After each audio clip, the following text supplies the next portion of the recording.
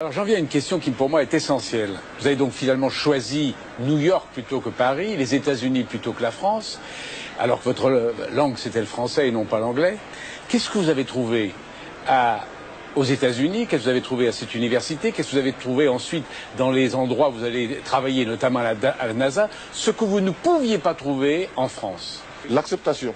L'acceptation de quoi? De ma personne. On ne vous acceptait pas à Paris?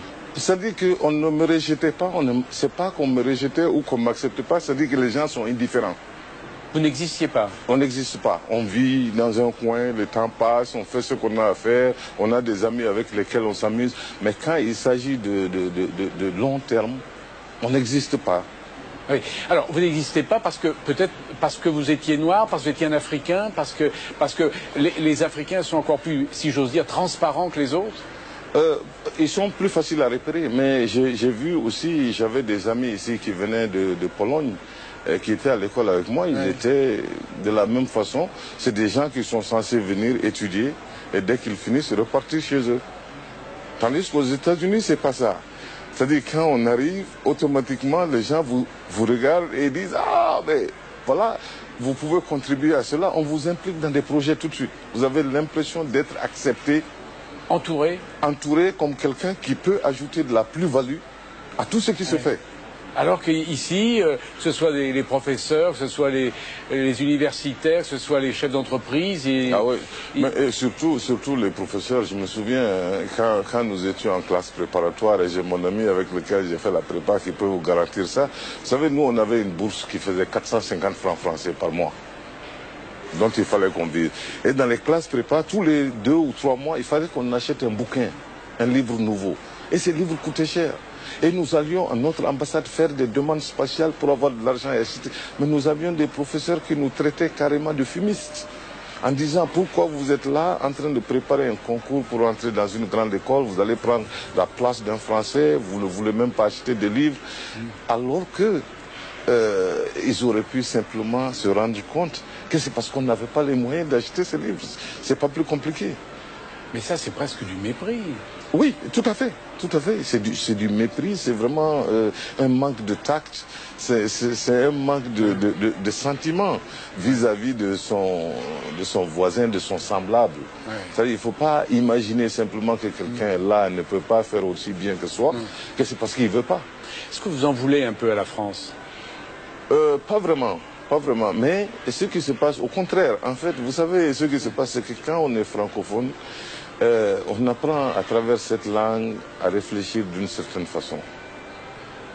On apprend à manger la nourriture française, on a des amitiés ici. D'un côté, c'est vraiment de la schizophrénie, si vous voulez. Parce que d'un côté, on a l'impression de faire partie de cette grande famille qui, une fois qu'il y a un problème qui éclate quelque part, on analyse le problème presque de la même façon, sans se parler. Mais d'un autre côté, on a l'impression de faire partie d'un groupe, mais ce groupe-là, la décision, la prise de décision de ce groupe, on n'en fait pas partie, on est à la marge. Donc il faut suivre ce groupe en fonction de là où le groupe veut aller, mais on n'a pas les capacités de décision dans ce groupe. Et ce sont ces deux côtés-là. Mais comment votre... et donc, pour compléter mon idée, donc ce n'est pas en fait d'en vouloir. J'en veux un peu parce que je me dis que ça, c'est une communauté qui aurait pu avoir un potentiel, qui a un potentiel tellement énorme, mais qui n'est pas exploité. C'est du gâchis. C'est du gâchis. C'est du gâchis. Oui, c'est du gâchis. Et c'est ça qui est révoltant. Et est-ce que vous avez éprouvé de la difficulté aux États-Unis à vous plier à la rigueur américaine alors que vous avez en vous cette nonchalance africaine vous parlez même d'une certaine désinvolture. Mais vous savez, ce qui se passe, c'est que moi, même avec cette désinvolture, il y a une chose qui m'a toujours caractérisé de tous les temps, c'est la notion du temps et la ponctualité. C'est-à-dire que quand je m'amuse, vraiment je m'amuse à 100%, je suis insouciant, on ne peut plus. Mais quand il y a quelque chose à faire, je suis toujours à l'heure et j'essaie de faire la chose de la façon la plus rigoureuse possible, à tout moment. Donc ça, c'est quelque chose que j'apportais déjà avec moi, là-bas. Ah oui. Et c'est cette combinaison-là qui a fait que je me suis adopté très très vite. Où d'une part, il y a ce sentiment, bon, côté un peu que j'ai trouvé en France ici avec mes copains. Chaque fois qu'il y a une minute de break, on fume une cigarette, une gauloise, on parle un peu de politique, on n'est jamais content avec qui que ce soit.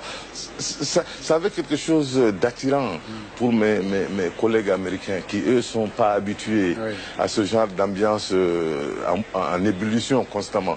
Mais d'autre part, quand on venait au travail, bon, il y avait ce respect-là que l'on pouvait commander par la rigueur avec laquelle tout de suite on fermait, le cloisonnement était fait entre les 5 minutes d'auparavant et ce qu'on va faire tout de suite. Dans l'Afrique en général et au Mali en particulier, vous êtes une star bien aimée. Popularité, le prestige, bien sûr. Vous êtes accueilli vraiment.